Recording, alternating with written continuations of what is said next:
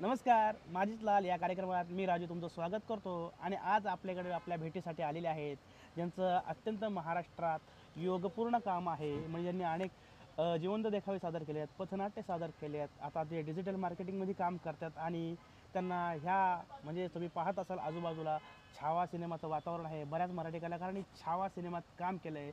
खूप काही जण लाल करून घेतात आणि ह्यातच त्यांना मराठी चित्रपटात म्हणजे छावा सिनेमा त्यांना ऑफर येऊन गेली आहे आणि आपण त्यांना विचारणार आहोत ते छावा सिनेमाची ऑफरची प्रोसेस म्हणजे कुठपर्यंत गेली होती, तो चित्रपट तुम्ही का केला नाही वगैरे वगैरे. आपण या गोष्टी आपल्यासोबत शेअर करूया तुमच्यासोबत. आणि मी त्यांना विचारतो. आपल्यासोबत आहेत सागर स्वामी. तर नमस्कार सागर सर. नमस्कार.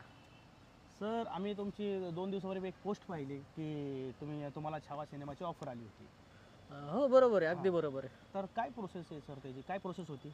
नाही, मला ऑफर आली होती पण मी ती जागेवर नाकारली. समझ रहे हो समझ रहे हो ना. नाकारायचं कारण काय सर? त्याच्यात औरंगजेब होता ना. लक्षात घ्या, औरंगजेबचा उल्लेख आला याचा अर्थ ते कट्टरवादी आहेत. कट्टर आहेतच ते. तर औरंगजेबमुळे तुम्ही सिनेमा नाकारला, बरोबर? हो अगदी. औरंगजेब मग सिनेमा आहे ना सर शेवटी तो.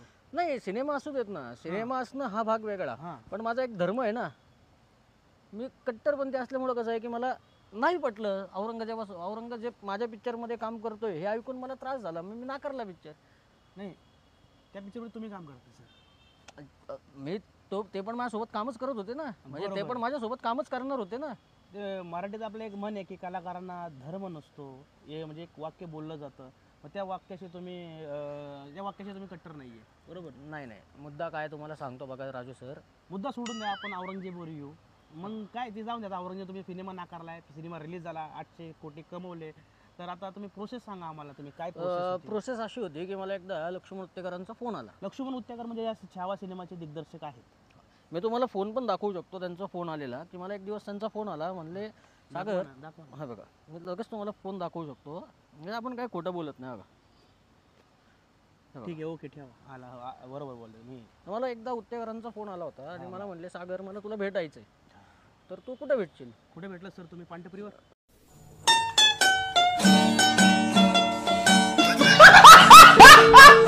नाही, आमच्या इथे एक हॉटेल आहे मधुबन नावाचं.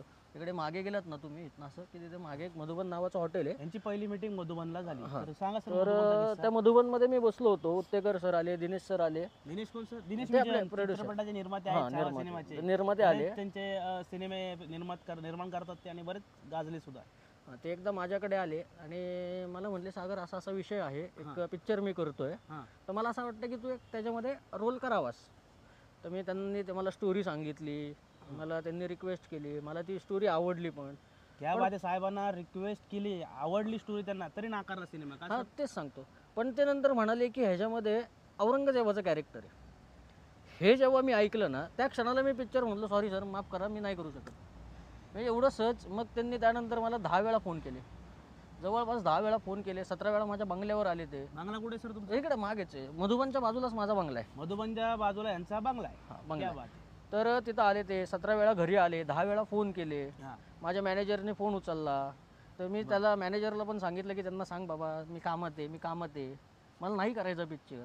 बरं. मग शेवटी असं झालं की त्यांनी एक मला मेसेज केला की सागर प्लीज तू नाही करत आहेस तर एक कलाकार दे ना, आपल्या मराठीतले कोण कलाकार असतील तर सुचव.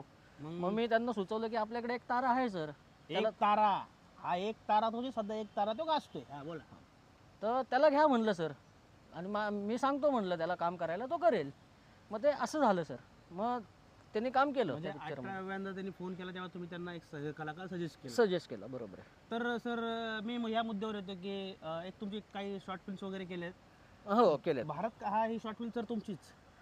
तुम्ही कलाकार म्हणून सुद्धा त्यात काम केलंय आणि निर्माता म्हणून सुद्धा काम केलं, बरोबर?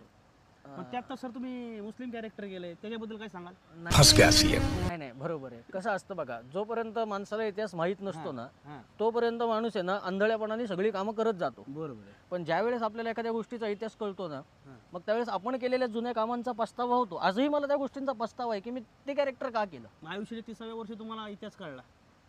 आता मग इतकी वर्ष काय करत होता? आता कसं आहे बघा, आता परत जर तुम्ही ह्या विषयात जर येत असाल ना सर, तर मी ह्याच्यावर तुम्हाला सांगू शकतो की आपली शिक्षण पद्धतीच अशी आहे की जे आपल्याला शिकवायला पाहिजे ते शिकवलंच नाही आणि जे शिकवायला नाही पाहिजे तेच आता मला सांगा, इजिप्तची लढाई कधी झाली हे भारतात करून बसून काय उपयोग आहे का?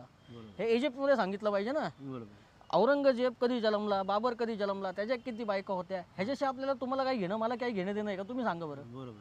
आपल्याला काय पाहिजे की बाबा शिवाजी महाराजांनी कितव्या वर्षी लढाई लढली, संभाजी महाराजांनी कितव्या वर्षी पहिला ग्रंथ लिहिला, हे आपल्याला शिकवलं पाहिजे ना. ते शिकवलं नाही गेलं. तुम्हाला माहिती आहे किती वर्षी ग्रंथ लिहिला? हो मला माहिती आहे की त्यांनी वयाच्या 12व्या वर्षी बुधभूषणम नावाचा ग्रंथ लिहिला परत नाव संस्कृत. सांगा. मला बुधभूषणम नावाचा त्यांचा ग्रंथ माहिती आहे की जो त्यांनी 12व्या वर्षी लिहिला. म्हणजे आपल्याला ज्ञानेश्वर महाराजांनी 14व्या वर्षी ग्रंथ लिहिला हे सांगितलं, ज्ञानेश्वरी लिहिली हे सांगितलं, ती चांगलीच गोष्ट आहे, तो नो डाऊट. पण त्यांच्या पण लहान वयात असताना संभाजी महाराजांनी बुधभूषणम नावाचा ग्रंथ लिहिला, हे आपल्याला का नाही शिकवलं इतक्या वर्षी? ठीक आहे. समाप्तीला येऊ तर जाता जाता तुम्ही आमच्या रसिक माईबापांना म्हणजे जे आहेत थोडेफार व्ह्युअर्स आहेत त्यांना काय सांगता? मी त्यांना एकच सांगेन की बघा म्हणजे मित्रांनो, तुम्ही काम करताय, चांगलं काम करताय, कलाकार म्हणून तुम्ही प्रत्येक कॅरेक्टर केलंच पाहिजे. फक्त कसं आहे, पण आपला धर्म ही प्रायोरिटी असली पाहिजे. मग ती जर प्रायोरिटी तुम्ही जर ठेवली तर आज जे समाजामध्ये घडतंय, जे काही लोकांचे विचार होत आहेत ते तुमच्याकडनं होणार नाहीत किंवा तुम्ही तसे बनणार नाहीत, ह्याची काळजी तुम्ही घ्यावी असं मला प्रामाणिकपणे वाटतं. अरे अब्दुल आला की. अरे सलाम वालेकुम भाई.